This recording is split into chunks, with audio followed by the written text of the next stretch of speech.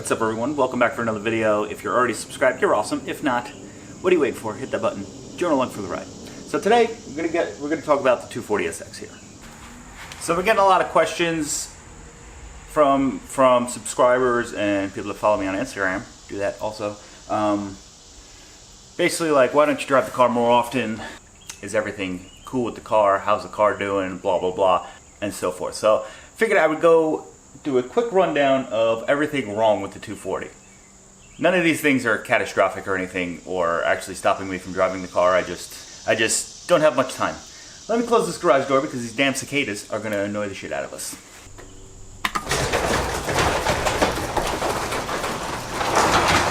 So here's the 240. We're going to go over things, whether they're a big issue or a small issue. Most of them are pretty small issues. None of them's pretty big. Nothing is catastrophic to me driving the car. The only issue I can think of is that I built the engine myself, and it hasn't blown up yet.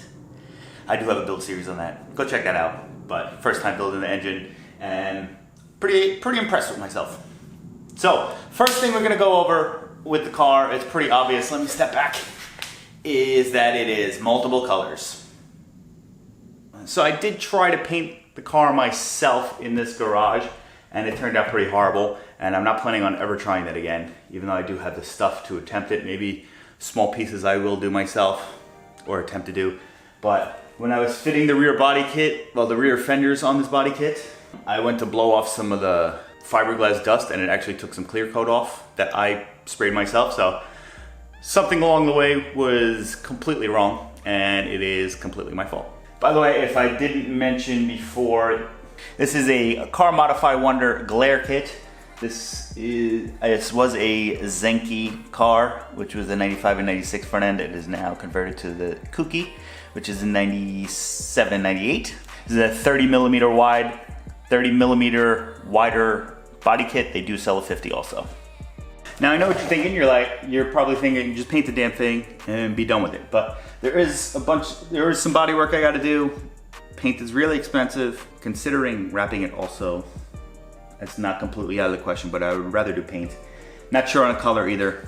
If you have any suggestions, leave them down below. I want to keep it a pretty light color so you don't lose any of the body lines. So white was my first choice. Not completely sure if I'm still going to go with white or another light color, but leave your suggestions down below.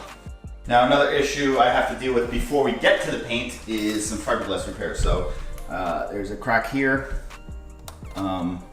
Kit came like that. I believe there's a crack on the other side for the fuel door, around the fuel door, and then this big ass piece right here that I did myself.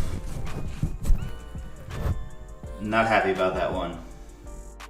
Now that piece on the side skirt was totally my fault. When I was fitting the side skirt, I cut off a little bit more, and I wasn't paying attention to what the other side was because I was cutting it from the inside. Learn from your mistakes. Moving right along, let's do some lighting stuff that I've mentioned a few times before in previous videos, but let's go over it quick. So, turn signals. Oh, there's one there. There's the housing there. No housing here. Here's the passenger side one, which actually I lost one day, and then I went to a Cars and Coffee the next week, and the guy saw it fall off my car and gave it back to me. Awesome. But lights. This is where the turn signal goes. This housing is different on JDM and USDM.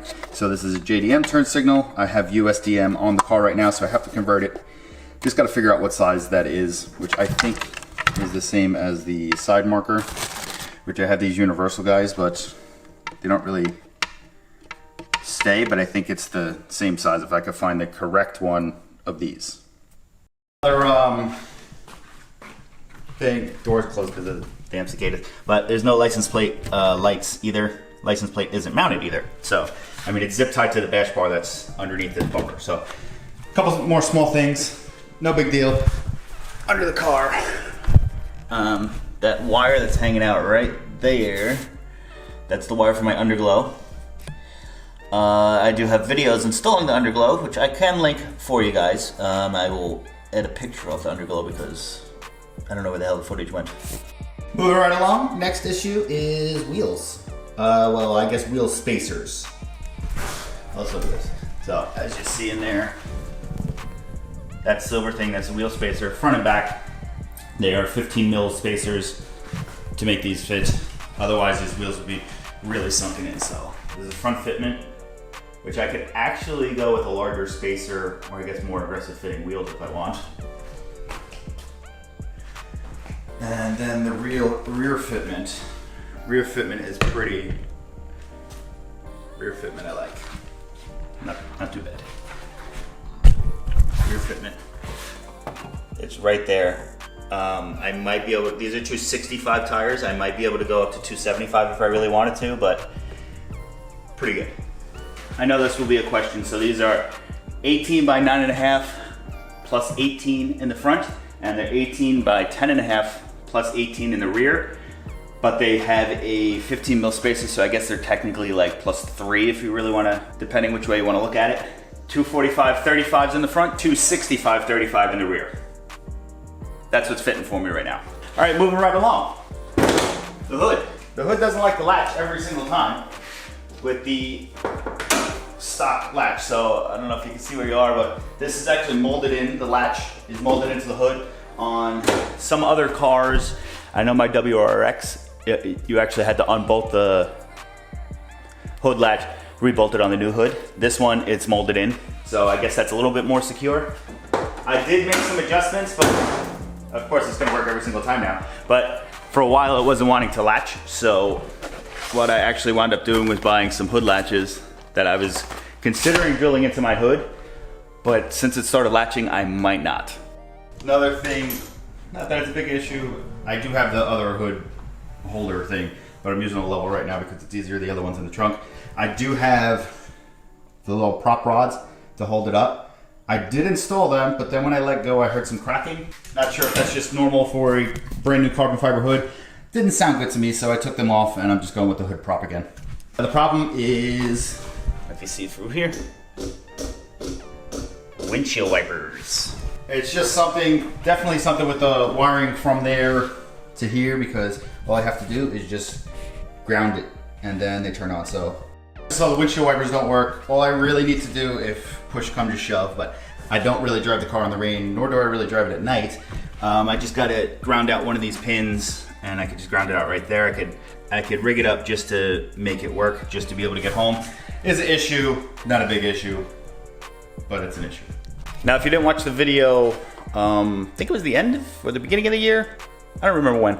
I'll link it up there. If you didn't watch the video, I got stranded at a car show because my key broke. Wound up going on eBay, finding a new ignition cylinder and lock for the door, and we have a new key. So this key doesn't match the trunk or the passenger side. And actually, I took off the lock for the driver's side, and I didn't install the other one yet because I think I have to remove the window, and I didn't feel like doing it at the time. And now it's just been so long that I kind of forgot how to do it. All right, open the garage back up for this because it involves the car running now. Actually, really quick one. This fuel gauge does not work. That's the second or third one I've gone through. Cannot figure out how to get it to work because every time I take the car out, I just get gas because I don't want to run out of gas. This floor's a little wet. All right, so here comes the fun bit, starting and running the car. So starting, I've been chasing this issue down for a while. I do have a button, I do have a push button panel. Hold on. I do have a panel here that you can turn, the fuel go on, the fan. This used to engine start would illuminate. That used to be able to kind of start it. So with that push button panel, that used to be able to start the car. Like when I first did it, I feel like it worked all the time. Then eventually it just stopped. I would press it and it would just click, like almost like a dead battery.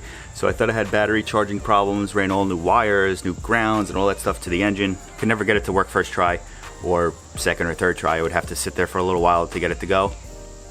And it would start to annoy me. So eventually I disconnected the ignition and push button part and started using the key again. And the key, it works basically 99% of the time, which is weird. I know you're gonna say, hey, you probably need a relay. I wired in a relay and it still didn't work. I don't know. It's a cool feature to have, but it's not the end of the world if it doesn't work. Let's start this car up because the next issue is kind of the cold start, I guess. I mean, it's kind of hot out today, so I don't know if it's gonna do it, but let's start it up.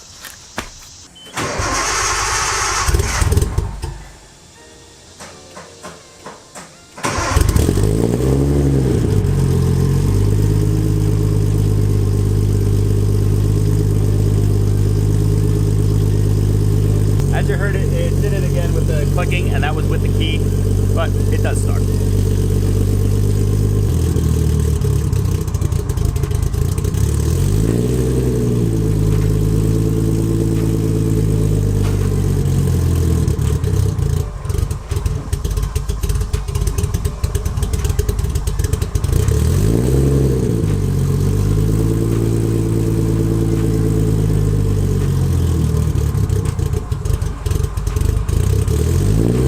Here it does that. I'm not sure if that's the tune or because I don't have a cold start valve or IACV or the auxiliary air valve. All that's deleted off the engine. It's just basics to get it to run. The car will do this when it's colder out. I got to give it a little gas just to not die, but once it warms up, it's fine. So maybe it's the cold start. As you heard when I started it up, it wasn't like a normal cold start, because normal cold starts are like, it's a lot more RPMs in the cold start, and this didn't have that. But there you go, starting to idle fine now. All right, maybe we'll take it for a quick spin around the block since it's running and I haven't driven it in a little while. Hopefully there's enough room here.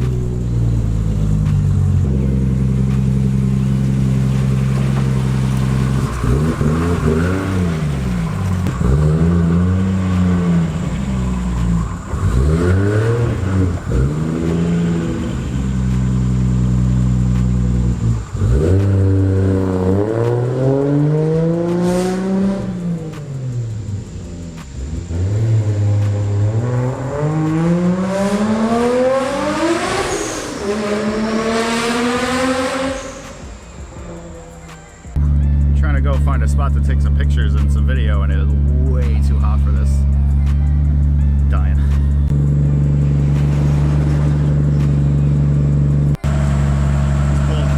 Just pulled off on the side of the road over here. I wish I could set up the camera to get a nice drive-by, but there's a lot of traffic over here.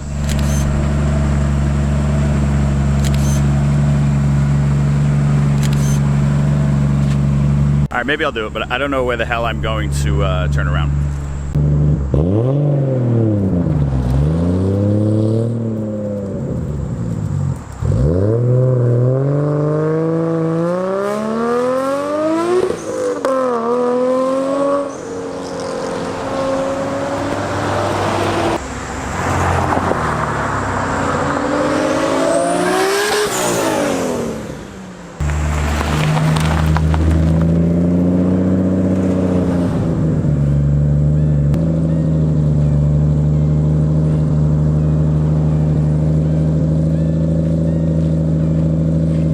All right, you happy?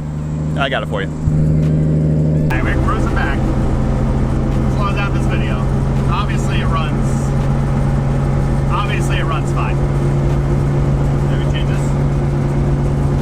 Race car.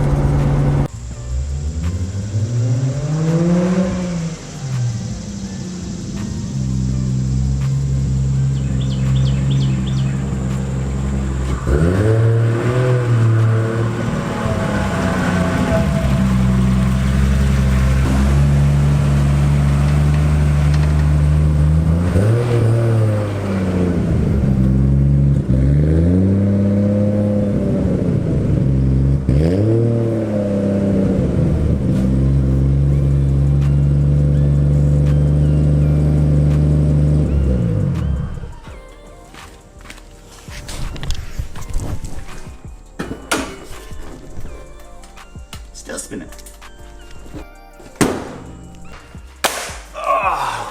It is way too hot to be driving this car.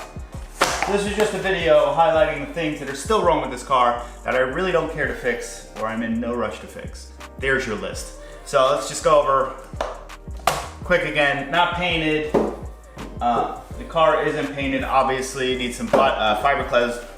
Got a little list here. Needs some fiberglass work done. The door locks and the ignition key are different, plus it's missing a door lock. The starter issue and the cold start issue, which you saw, but then you actually just saw the video footage of it performing perfectly fine.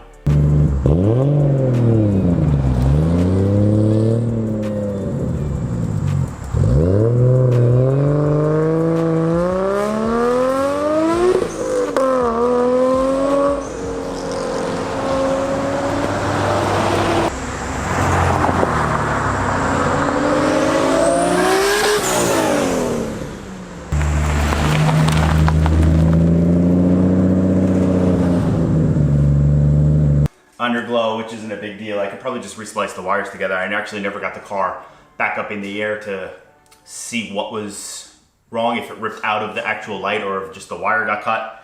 No big deal. Turn signal lights, stuff like that. Nothing that's wrong with it was really a big deal, so that's why I've been just leaving it as is and just enjoying it when I can. That's why I just drove it again, because I haven't driven it in a little while. Forget how fun it is, but like I said, it's really hot. It says it's 81 degrees right now. I feel like the humidity is at about 1,057%, so that's not helping, but it is what it is. This car's making the garage hotter with the door closed, so let me end this before I die of heat exhaustion. Thanks for joining me. Hit that subscribe button for sure. I will see you guys in the next one. Peace out. If you have any questions about the build, leave them down below. I will do my best to answer them. Peace.